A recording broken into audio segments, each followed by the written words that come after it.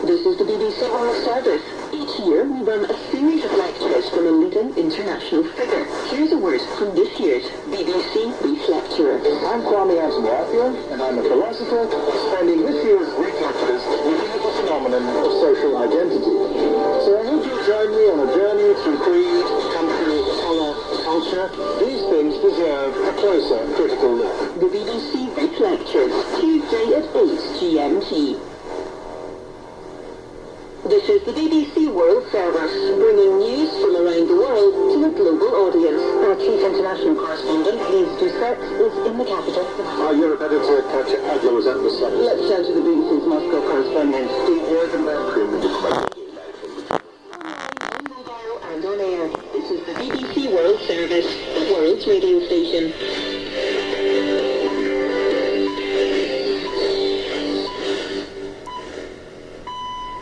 Welcome to Outlook. I'm Matthew Bannister. On today's programme, the man who runs an underground orphanage in the besieged Syrian city of Aleppo. The rebel-held area of the city is being bombed by Russian and Syrian forces. So how do the 50 children in the orphanage react when an airstrike begins?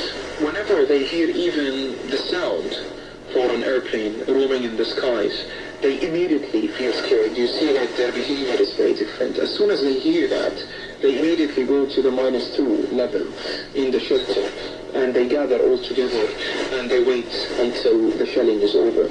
What challenges lie ahead for a community cut off from the outside world? The main fear for me at the moment is the fact that we are besieged from all areas. I have kept food and water that could keep us alive for the next month. But after that, I'm not sure what I can do. We'll have more from Aleppo's underground orphanage on Outlook after the latest news. Hello, I'm Kathy Clugston with the BBC News. A Syrian man suspected of planning a bomb attack in Germany has killed himself in prison. Jaber al-Bakr was found hanged in his cell in the city of Leipzig. He was turned into police on Monday by fellow Syrian migrants after being on the run for 2 days. Jaber al-Bakr's defense lawyer described his death as a scandal.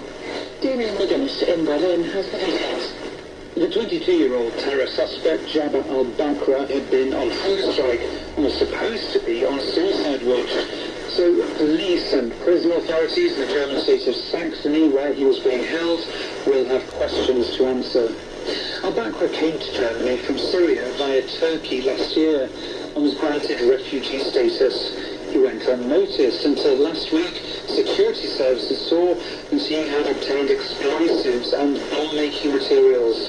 It's thought he was planning to stage a major Islamist bomb attack on a Berlin airport this week.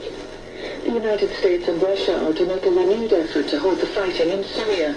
Russia's Foreign Minister Sergei Lavrov and his US counterpart John Kerry will meet in Switzerland on Saturday. Mr. Lavrov said he hoped there could be serious dialogue. Washington broke off negotiations with Moscow last week following the collapse of a ceasefire deal in Syria. The chairman and chief executive of one of America's biggest banks, Wells Fargo, has stepped down over a scandal involving unauthorized accounts. The departure of John Stumpf follows the bank's admission that employees had opened as many as 2 million accounts without the customer's knowledge to meet sales quotas. Executives were also accused of threatening to sack workers who failed to reach sales targets. Donald Trump's campaign team has angrily rejected fresh newspaper allegations that he made unwanted advances towards 2 women, touching them inappropriately. A spokesman for the Republican candidate for the US presidency dismissed an article in the New York Times as fiction. He accused the paper of reaching back decades in an attempt to smear Mr. Trump.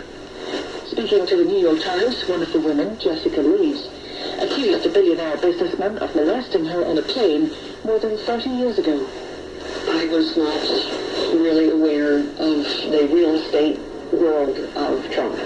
We just chatted back and forth, nothing particular. It wasn't until we cleared a meal that somehow or another the armrest in the seat disappeared, and it was a real shock when all of a sudden his hands were all over me. He started encroaching on my space, and I hesitate to use this expression, but I'm going to, and that is, he was like an octopus. It was like he had 6 arms. He was all over the place. World News from the BBC. Colombian FARC rebel Timochenko has indicated that he'd be reluctant to renegotiate one of the most contentious clauses of a peace accord, which he signed with the government last month. In a radio interview, he said reopening negotiations on the clause that dealt with justice would be a rebuff, as it had taken more than a year and a half of consultations with many victims' organisations to reach agreement on it. The peace accord was rejected by a slim margin in a national referendum.